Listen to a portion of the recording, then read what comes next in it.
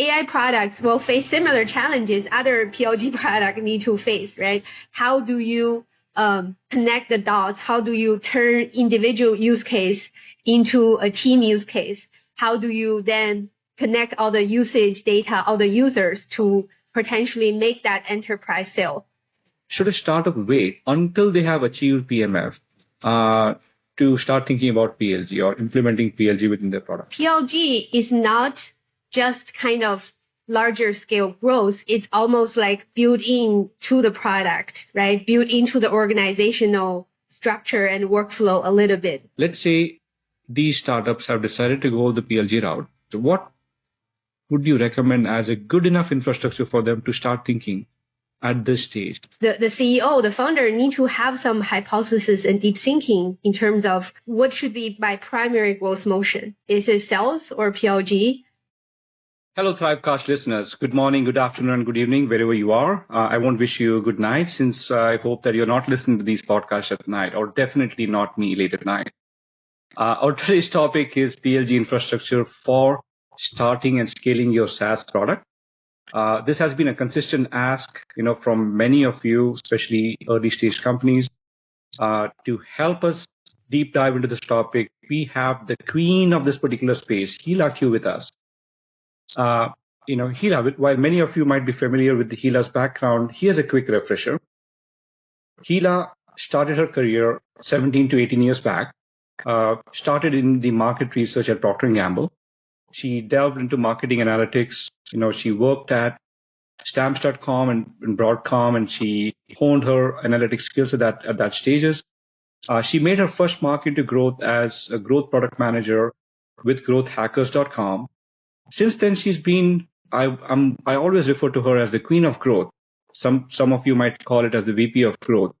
So she's been the queen of growth at Acorns and GitLab. Hila is also an investor and advisor to over 24 startups of all sizes. Many of you have heard her on Reforged. So she's an executive in residence at Reforged, and she recently conducted the fall cohort on PLG. Fortunately, I was also happy to attend, and I'm grateful for the many things that Hila and her team shared. With that in mind, Hila, welcome. How are you? I'm great. Thank you for having me, Guru. Okay, thank you so much. And how did I do on your introduction? Did I miss out on anything? No, that's awesome. Thank you for such a generous introduction. Okay, super. So Hila, today's topic is near and dear to so many new startups that are coming along. Almost a year back, you have published a blog with Lenny on Lenny's newsletter on the 5 steps to starting your product-led growth journey. Yeah. That was very, very popular at that time. I think this was in Jan of 2023, if I'm not mistaken. Yes, it's early this year. Okay. And fortunately, the internet at that time logged 2 new keywords: PLG infrastructure, nobody talked about it in that particular way, and PLG stack. So when you search for PLG infrastructure, PLG stack, the first reference that you get is Lenny's newsletter even now. So since then, a year has gone by, and we thought we should have a small refresher on that particular topic. Especially now, when more early stage startups have started to begin their journey with PLG. Very interestingly, the market has changed quite a bit as well. There's less money in the market. Yeah. They're not able to spend as much on infrastructure and spending. So today's topic is going to be very near and dear to all of them who have been on the journey of building PLG, and they're all also early stage. So with that in mind, Hila, you have been talking to many startups. You're advising many of them. What are the trends that you see in the market? Mm-hmm. Yeah, that's an excellent question. I think there are a few trends I have been seeing.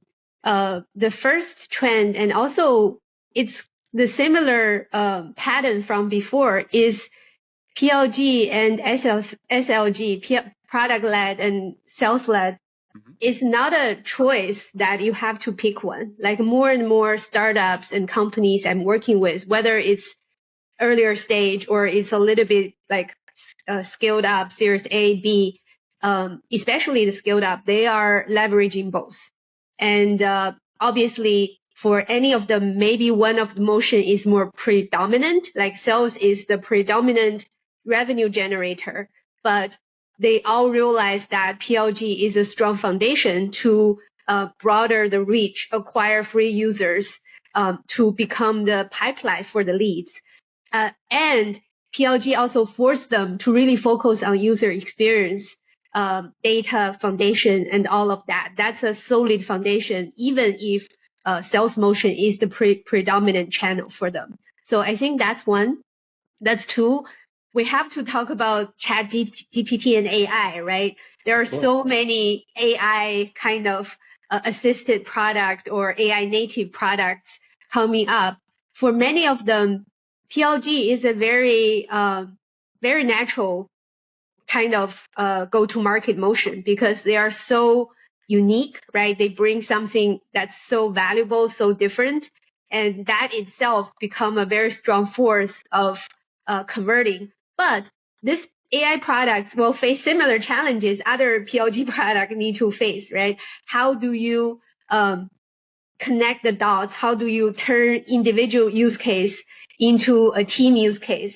How do you then connect all the usage data, all the users to potentially make that enterprise sale? So a lot has changed, but the foundations actually are pretty similar.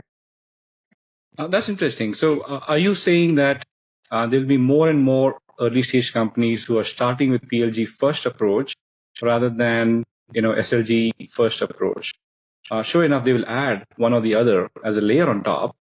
But looks like you're seeing the trend that there's a lot more early stage companies adding PLG. Is that right? Is that what you're saying? Yeah, and also it can be either PLG native, meaning they start with PLG. For some products, like some AI products, it really targeting prosumer, or some other products with really strong kind of individual use case. That's a great approach. But even for companies with sales motion as their primary revenue generating motion, they are adding PLG as well as a strong foundation to generate leads, to broaden the market share, to really focus them on user experience and data infrastructure. That's great. So I think that's a good segue into, maybe let's peel the layers into maybe two buckets. The first is, go-dos for early stage startups. How should they think about it? What tooling they should have? What team composition that they have? And we do the same thing for slightly bigger companies who have gone past that particular stage. So let's start with the early stage companies. Maybe here's a broader question. You use the words PLG native, right? And you also use, someone who's trying to become PLG first, and they're adding some bells and whistles to get to the baseline of the PLG. Maybe that's what I'm referring as the PLG first. Would you say that should a startup wait until they have achieved PMF to start thinking about PLG or implementing PLG within their product? Yeah, that's a great question. I think in general, they should wait until they have PMF to think about how to drive growth in a larger scale. However, PLG is not just kind of larger scale growth. It's almost like built in to the product, right? Built into the organizational structure and workflow a little bit. So what I'm saying in the companies I advise or startups I collaborate is that you definitely need to have the product built. You don't want to start from scratch. There's not even a kind of prototype or workable product. You begin to think about PLG. That's a little bit jumping too ahead. But you also don't necessarily need to wait until you have perfect numbers and perfect PMF to think about PLG, because a lot of times the road to PMF is also iterative, and you need data, you need some user, you need some feedback mechanism to help you think about it. A lot of the components of PLG is actually essential. Like we are talking about tooling, right? A lot of the tool you need for PLG actually are very similar for the tool you need for measuring PMF or iterating towards PMF. From a data and an infrastructure perspective. This is very interesting insight, Hila. I think, almost a year back, there was a lot of conversations, at least a lot of buzz around in the market that PLG should be started only after you have hit PMF, right? And that's where, pretty much LinkedIn and all of the conversations where you should think about PLG as a growth motion and not necessarily a product motion. What you are saying is the exact opposite of that, is that it should be built natively inside the product and not necessarily considered as a growth motion only at the growth stages of the company, but that's part and parcel of the DNA of the product, part and parcel of the DNA of the company. Now that's very different. Yeah, I That's think, right? I think the important difference I want to highlight there is that obviously PMF is critical. Before hitting PMF, you shouldn't be thinking about like really focus on growth or spending money to acquire users or kind of the focus should be PMF. But what I'm observing in reality, right, a lot of companies I work with, they are on the way to PMF. They have some strong early signal, but maybe let's say from a data perspective, their retention rate is not as high as the best in class benchmark, right? In this case, they still need to work towards the strongest PMF, but they need to think about what are the ways to get there. Actually, a lot of the foundational components of PLG, right, thinking about establish a strong data infrastructure so that you can measure retention even, right?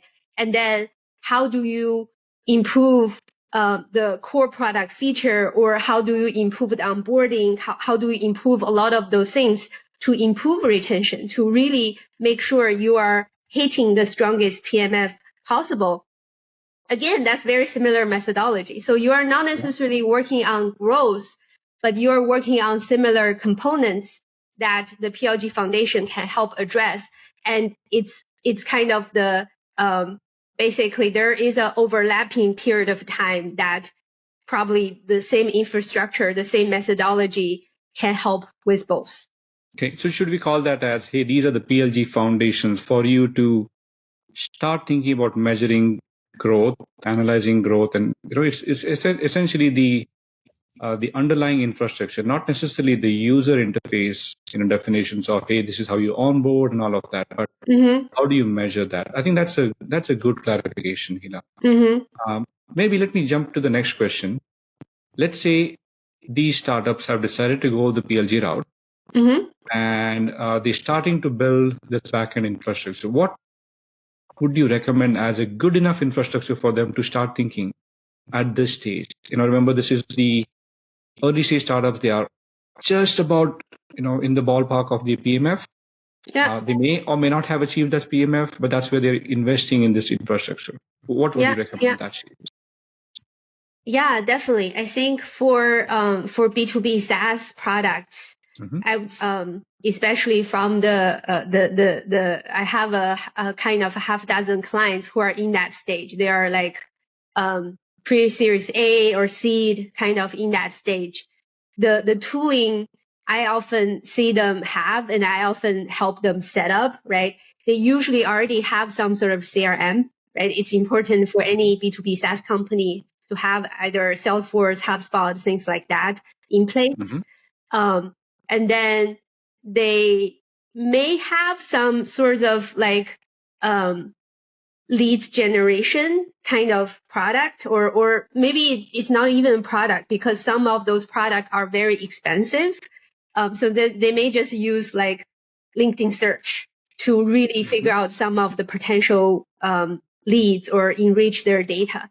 So this is more kind of this is B2B SaaS. They know there are certain big company they can potentially go after, or their founder have some connection in this industry. So all of those are a little bit more on the sales kind of motion side.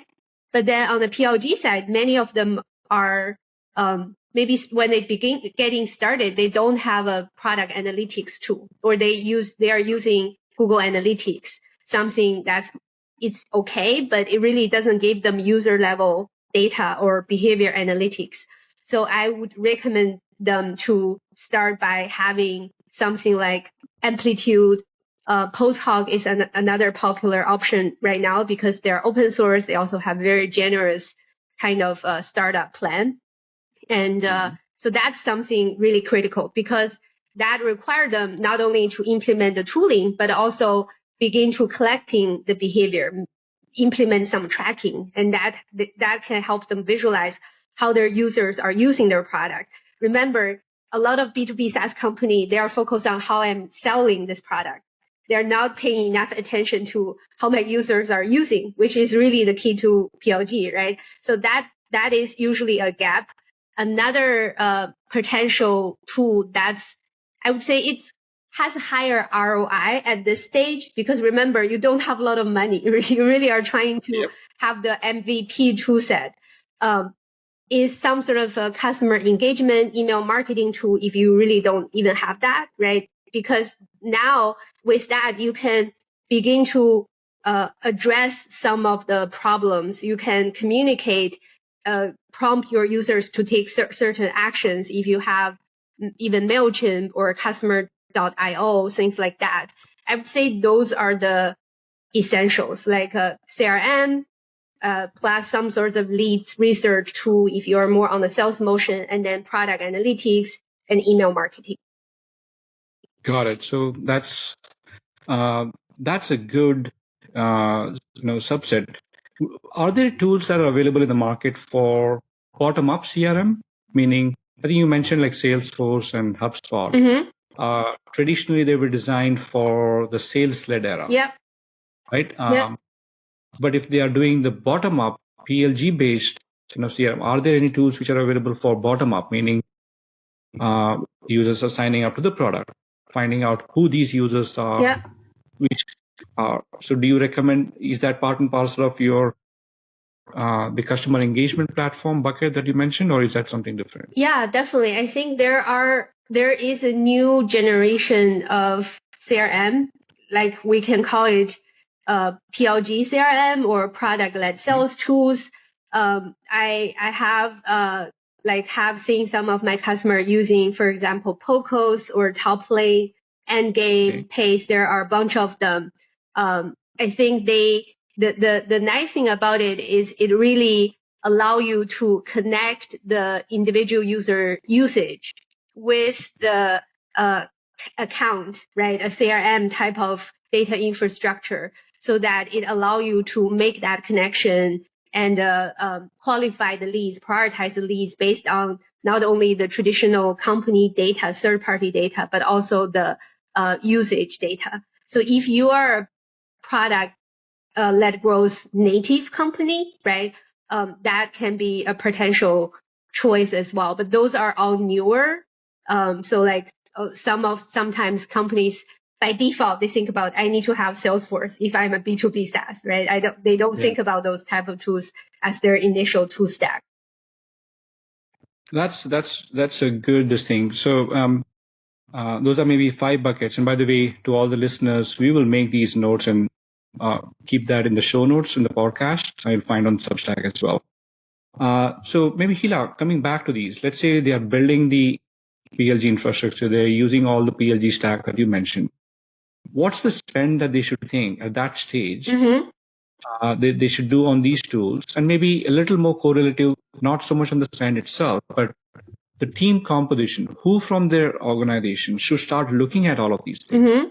These are very newer set of tools. Yeah. And traditionally, these tools were not available for B2B SaaS companies, at least in the last maybe 2 years or 3 years time. Yeah. There's been a lot of eminence in this particular space. So with that emergence coming in, who from that organization would you think is or responsible to build all of this in, make sure that everything is done well, all the stack and the components are ready? Yeah, I think it really should start from the CEO and the leadership team, right? Because for the most part, PLG is a strategic choice of growth motion. It's not just like a tool or just kind of multiple tools. So the CEO, the founder need to have some hypothesis and deep thinking in terms of how, like, what should be my primary growth motion? Is it sales or PLG? And what are why, right? Why at this moment I should be focusing on that? Typically, I saw that for some companies or B2B SaaS product, their product really have a company use case. There's no one individual user or developer or designer need to use that product, right? If you are selling a time tracking software for kind of employer, if you're selling a lot of times interestingly experimentation platform, like a lot of those products, really only company will buy it. No individual user has interest or ability to use anything like this. So in those cases, sales a better like fit, at least initially, right? I don't want to ever say that everyone should be PLG. That's not the case at all. But then there are other cases, let's say if you are building a product that's like a next generation of note taking, right? Or something. It has this company use case eventually, but it can really start as a prosumer individual use case product. PLG is a much greater fit. And then if you decide that, you need to be very strategic about what are my tool set. Should I allocate more on the sales kind of infrastructure, or should I allocate more on the PLG infrastructure? The ones we just talked about are absolutely essential if you are more on the PLG side. And the other interesting I'm observing is that there are some companies, they have a company use case, meaning no individual is ever going to buy their product, but they're leveraging PLG. They're leveraging a trial and a very nice onboarding and kind of all those great components to be an opportunity for them to stand out from the competitor. Because competitors, you can never get into their product. You have to have 10 sales calls to even see a demo. For them, they really remove those barriers with PLG, and this become a very nice lead generation source for them. So that's another possibility as well, even though you don't have that individual use case. I think so I think the first question to ask is, which is my strategic growth motion? And then that will decide your tool stack selection. And in terms of teams, as I mentioned, the CEO and founder usually is leading all of those efforts. In reality, PLG is so new. I definitely see it's kind of being led by different teams. Sometimes it's head of marketing even, because there are no growth team in the company, and marketing is the closest to go to market, right? They work with sales and they now work with engineer and product to make some of the PLG motion work. More typical, kind of more standard setup is if you have a head of growth or growth product lead, growth product manager who is leading the day-to-day efforts. And I have definitely also worked with chief sales officer, because they are trying to managing both the sales motion and the self-serve motion. So they want to have both in their kind of go-to-market motion. So the chief sales officer becomes the sponsor of all the PLG efforts. So I would say it definitely depends. It can be very different for different companies. Yeah, I mean, for the listeners, hopefully now you understand. PLG is so new in this particular space that there may not necessarily be a good recommendation on what should be your org structure, at least at this particular stages. Sure enough, there's a lot more articles on once you have scaled up, then hey, you have head of growth, you have head of sales, head of marketing, PMM. There's a lot more things that's now available once you have scaled up, but once you're a little early stages, founders, CTOs, your leadership team, you'll have to drive that, right? So that's the, and Hila, you said it so nicely, and you have made it very, very clear, for our listeners on what should be the job description of a leader at this particular stage. So moving on to the next bucket, let's say now these startups, they have the PLG first DNA within them. The product is, self-serviceable. They now have built the baseline infrastructure to understand who these users are, which accounts they belong to, and have some notions of trial management and all of that. What should happen when they start scaling up? Which means that they have now achieved a baseline go-to-market. They're starting to getting popular. People are signing up to them. Market understands them a little more. So there's more traffic coming to their websites. Somebody's constantly coming and clicking up the sign up button. So the sign-ups, the acquisition rates are starting to increase. At these stages, what would you recommend? Yeah. Maybe the tooling, the team composition, and maybe some changes to the DNA as well. Yeah, definitely. I think in terms of tooling, I think there are 3 layers that probably is a helpful picture people can keep in mind. The first layer is the foundational layer. It's usually kind of the data layer, because as you become bigger, you have all sorts of tooling, you have different sources of data. So it's important you have your own data warehouse and you connect and collect all the data sources stored in the central location. It's also important, usually at this stage, companies begin to have a CDP, customer data platform, so that you can aggregate all the different sources, whether it's like this is account, right? And there are users under this account. They are using certain features.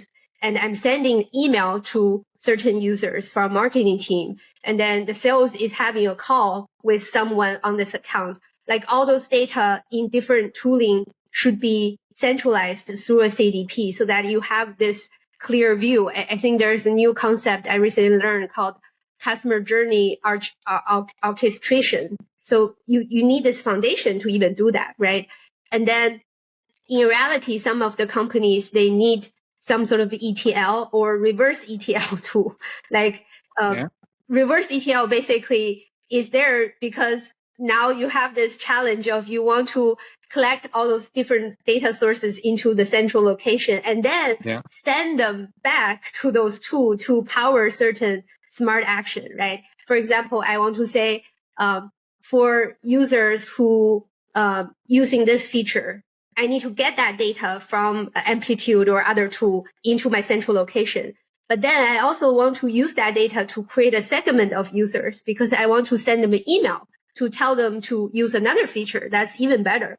So all of those require a lot of the data kind of pipeline, data source, CDP in the foundational layer. So that's the first layer.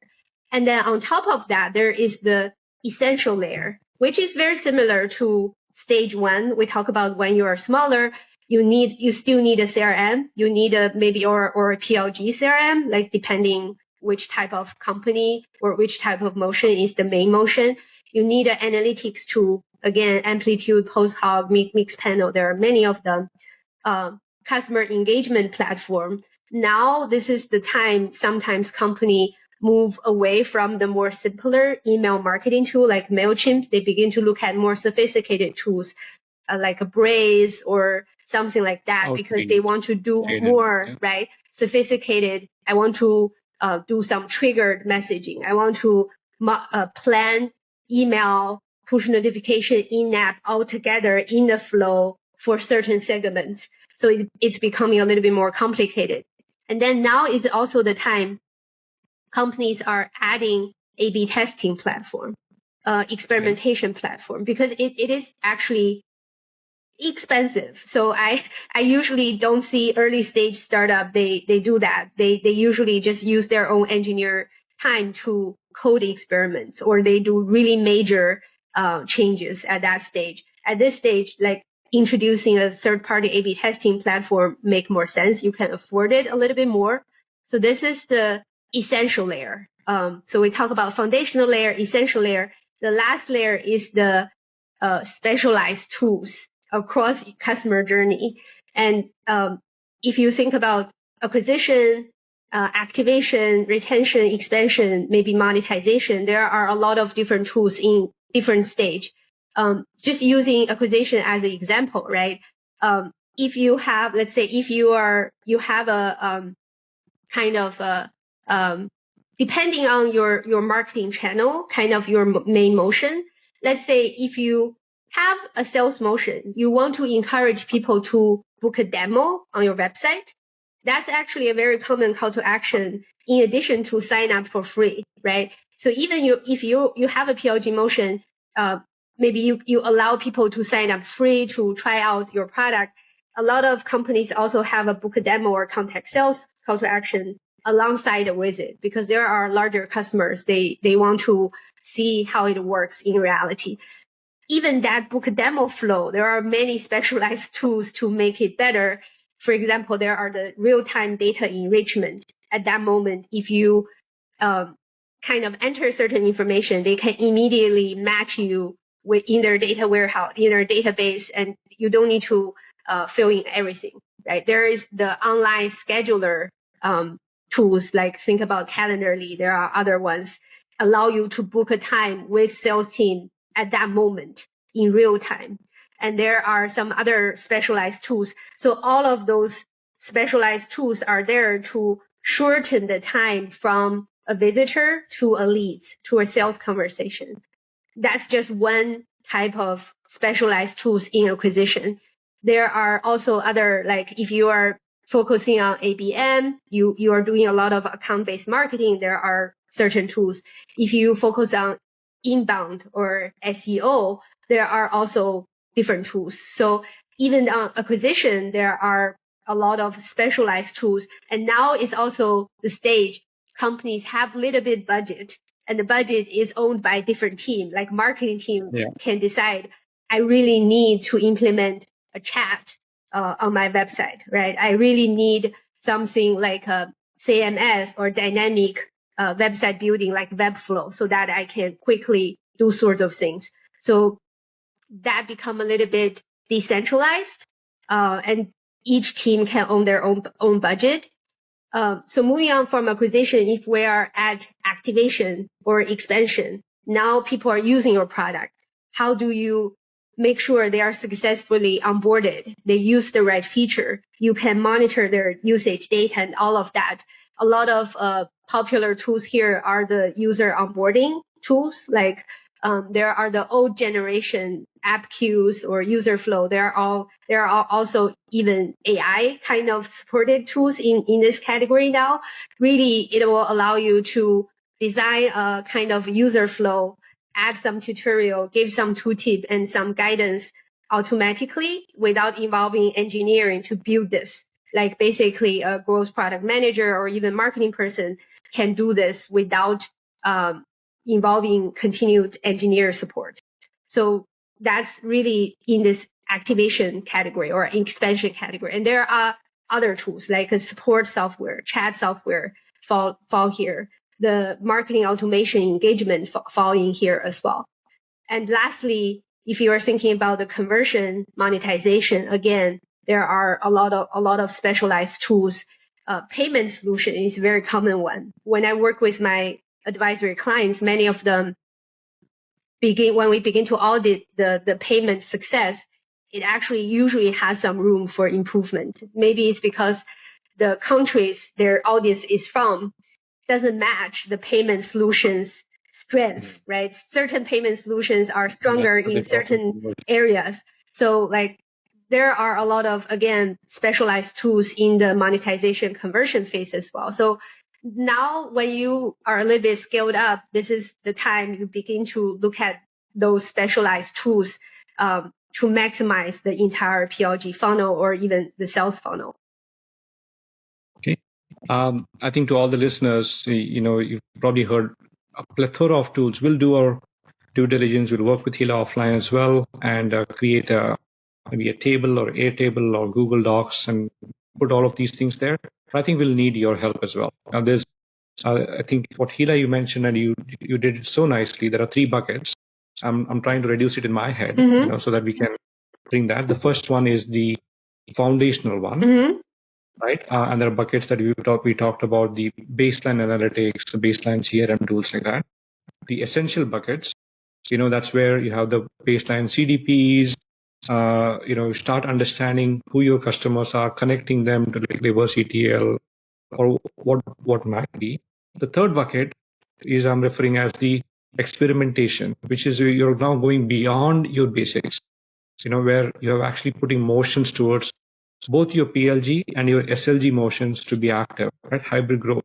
and each of these have specialized tool sets for that, right? So we talked about email campaigns, book a demo, for if it's PLG is slightly different, if it's SLG is slightly different, and we'll make that Google sheet, if you will, to bring that to the fore. So at this time, so maybe Hila, and we will be out of time. At this stage, when the company is now starting to scale, do you see that this is the stage when they actually have a growth team, or is it much before that? Even in the early stages, they have the early formations of the growth team. Yeah, I think the early stage probably you begin to have the formation of the early growth team, but it's almost like may not be a dedicated team yet. For example, the head of marketing is acting as the head of growth at the same time, right? Mm-hmm. Or there is maybe a product manager who is also doing growth product manager work. Some of them, if they're PLG native, if PLG is such an important growth motion, they may hire a dedicated head of growth or growth PM at that stage. But it's, again, a small team. This person may not have dedicated engineer, analyst. He's sharing the resources with the broader product team. He's borrowing resources to do stuff. So that's usually what I see in early stage. At this stage, a little bit scaled up, I usually see that they're begin to form a dedicated team, or at least a dedicated person, and this person is beginning to get some dedicated resources, like a head of growth maybe has 2 full stack engineer, has a data analyst dedicated. He may be still borrowing designer or have a half of designer assigned to he or her work. So that's becoming more common. And then when the company's PLG motion is even more mature, when they're even more bigger, you need to think about the concept of PLG org, because PLG by nature is very collaborative. It's not just within product or growth. You have to work with marketing team, right? Because you need marketing team to bring you the visitors, the right type of visitors, so that you can activate them. And so a lot of times the growth marketing team is a very strong partner to the growth product team. And then if you also have the sales motion, a lot of bigger B2B, they have both, right? Ultimately, they are not choosing one or other. They want both. You need to think about who is the right collaborator in the sales team. Usually I see this is someone maybe specialized on online sales or SMB sales. There are inherent kind of alignment with the PLG funnel, with the head of growth marketing. So you need to think about that PLG organization as well. That's a great set of insights. I know, Hila, this is one of the longest running recorded podcasts that we've had. We've done almost for 20, running out of 20, like 23 long. Of that. There's so much to unpack. It's always a pleasure to learn from you. And to all the listeners, thank you so much for the patience. We will bring out some of the Google Docs and the Airtable conversations in the Substack. If you have enjoyed today's conversations, please do consider leaving a review in the comment, either on the podcast platform of your choice or on Substack, and your feedback is always welcome. You can stay tuned for more insights, more guests, more demos. Until next time, keep thriving. Bye, everyone. Thank you, Hila.